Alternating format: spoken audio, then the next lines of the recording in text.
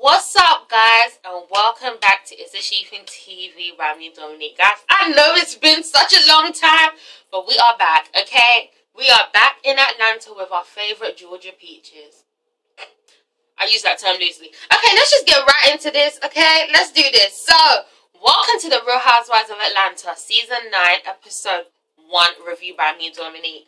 Okay, so we start off with Candy and Todd, okay? And baby Ace Tucker. Is that his name? Ace Wells Tucker? Baby Ace. Okay, look, guys. That little boy is so freaking cute. He is so damn adorable. Like, you know, look, I'm not trying to throw shade at Todd or Candy, but like, I just wasn't expecting their baby to be this cute. Like, I'm not that.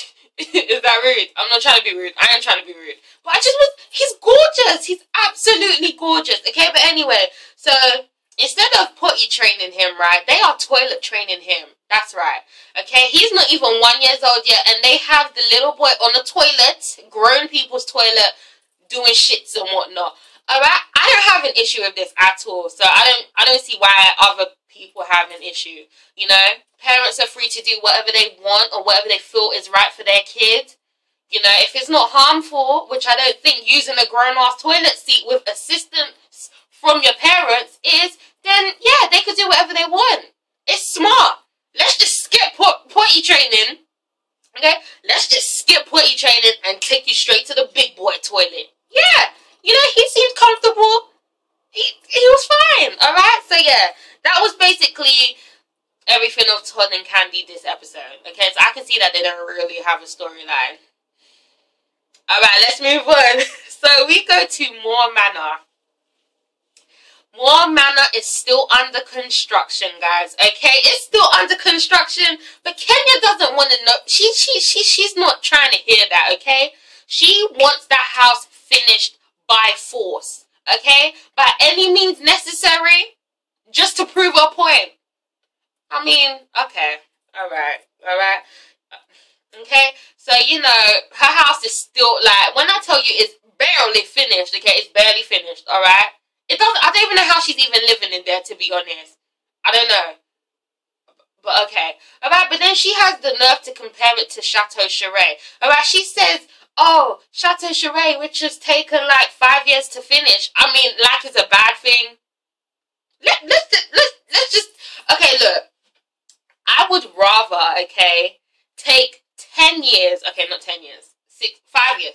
I would rather take 5 years to build my dream house, okay, and knowing that it is properly finished, okay, ain't no chances of getting electrocuted by live wires and shit, alright, okay, everything's finished. I would rather take 5 years than take however long it's taking Kenya to live in a house that is not unfinished, that doesn't look safe, doesn't look child-friendly, adult-friendly. It just doesn't look, it looks good, but it's not finished. Okay, I would rather take as long as Sheree has taken, because that's how you properly finish a house. Okay, you don't rush things. You don't rush nature.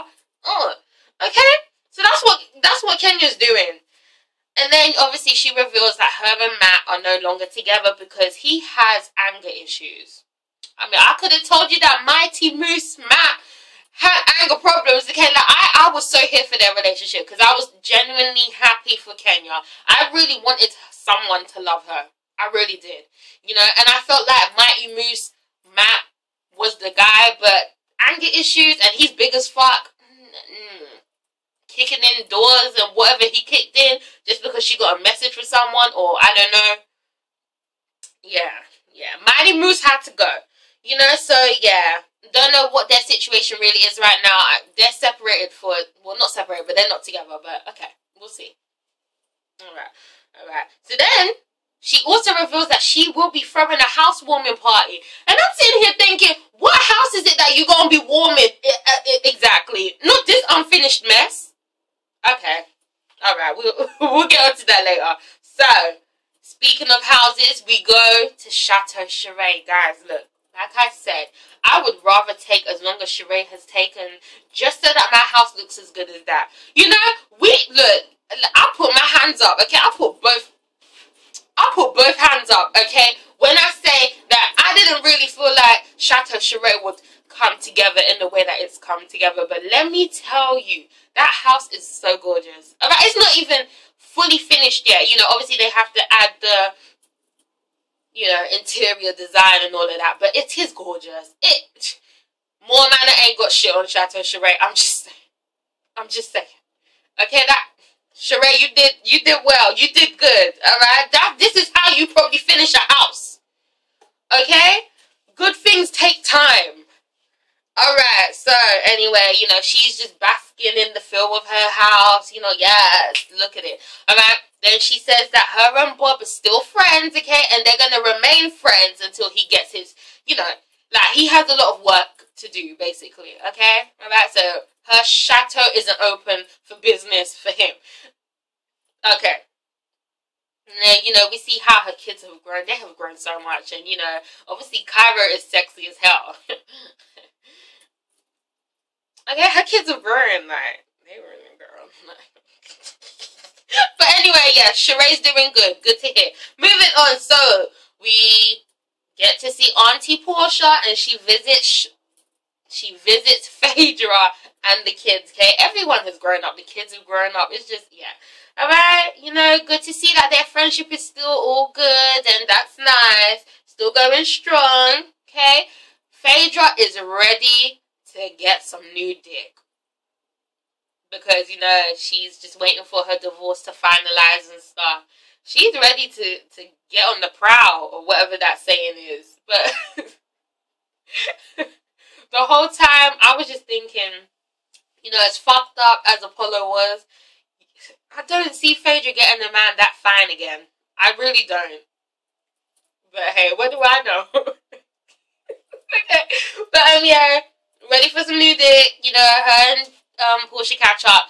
Next thing we know, we get a knock at the door, right? So she goes to open the door, and all you see is a horse, a carriage, and the guy from Cinderella at her door with an invitation. Who else could it be from? Miss Over the Top herself, okay? So, you know, Phaedra's been cordially invited to Kenya's housewarming party. Alright? And Portia hasn't. Okay? Whatever. Moving on. So, Cynthia Bailey wants a divorce, y'all. Okay? She just couldn't make it work with Papa Smurf. Like, look. I'd be lying if I say that I did not see this coming. Okay, we'd all be lying if we said we didn't see this coming. We saw it coming. Now, we could have called it. You know, I never really liked Cynthia and Peter together. Okay, and I never truly bought into their relationship. You know, I'm not denying that they both loved each other at some point. But I'm just, yeah, that shit was just, that was never happening. It was never. That shit was doomed when it started. What's her sister called? Mal, and her mom hides the damn marriage certificate or some shit. Didn't they just hide that? Come on, man. This was doomed from the start. Okay, it's sad that they have to go for a divorce because it sounds long as hell and expensive as fuck. But, you know, Miss Cleo could have told you that this shit was not gonna work. Y'all didn't want to listen though, so whatever. But anyway, yeah. Cynthia's done, man. She checked out a long time ago. You can see she checked out, alright? But yeah, she wants to file for divorce. So then after, you know, she meets with I'm guessing the attorney or whoever he was, she goes into her car, right?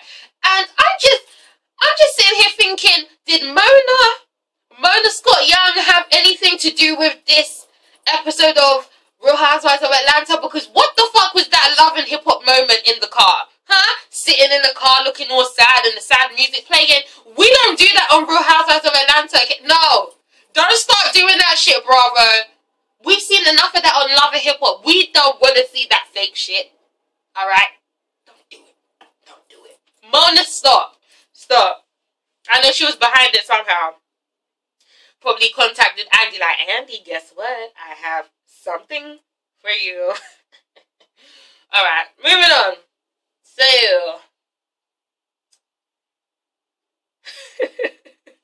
So we just get a little glimpse of Kenya and her house again. And guys, when I tell you she's pushing to just get this house finished, just to prove a point to Sheree, it's not that deep, Kenya. It's not that deep, okay?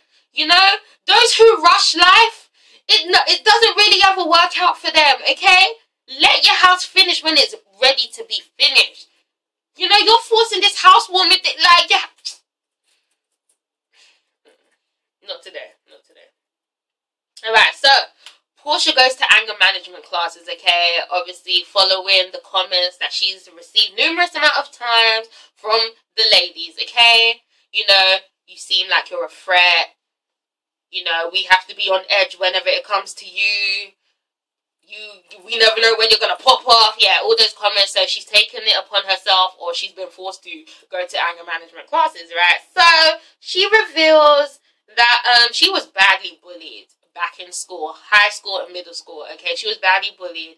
They showed pictures of her, and I was like, I mean, I wouldn't have bullied you, but I get it. I understand. You know, kids are mean. Kids are mean. Kids are fucking bastards. Okay? I wasn't bullied. I'm just saying. About the, yeah, you know. And she says that obviously being bullied has affected her. You know, she even had thoughts of committing suicide. And I was like, damn. You know, so yeah, I guess, you know, that explains why she's mad at the world and why she's just ready to get defensive and then snatch a bitch. Okay. Alright, I mean, that anger management session didn't really resolve anything, but thanks for letting us know. I hope you get better. Okay, alright, okay. But, guys, suicide is not a joke, okay?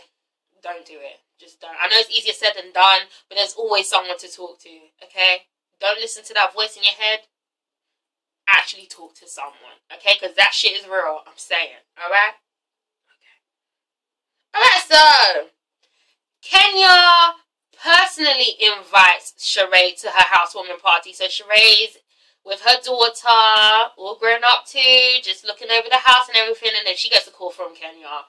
You know, these two's relationship is just funny because they are straight. They are the epitome of frenemies, okay? They don't fucking like each other. About all they do is throw shades, okay? Kenya didn't invite Sheree to her housewarming. She called her just to throw shade. Oh, hi, Sheree. You still working on that house? Well, it's taking you 5 years. Well, I'm inviting you to my housewarming party. That's right, bitch. My house isn't finished, but you still gonna come and see what I've been working on. You know, I'm like, what is the fucking point? Your house isn't finished. And Sheree's like, bitch, what? You about to make me go to this house? I ain't trying to catch E. coli. The fuck? But anyway. Yeah, she hangs up on Kenya mid-sentence. She's gonna be at that housewarming party. Alright, so then we go back to Cynthia. She FaceTimes Peter. It was just awkward as fuck. It was just dead as hell. In fact, they really should have just missed us with this scene. Alright, it was just no point. Look, all I have to say is, Peter, she is just not that into you anymore, okay? Sorry. It's done. It's dusted. That's it. Ooh, that was painful to watch. Let's move on. Alright, so 1 hour until Kenya's housewarming party, and the house still isn't finished, okay? She has all the workers in there trying to fix the last... No, the house ain't done.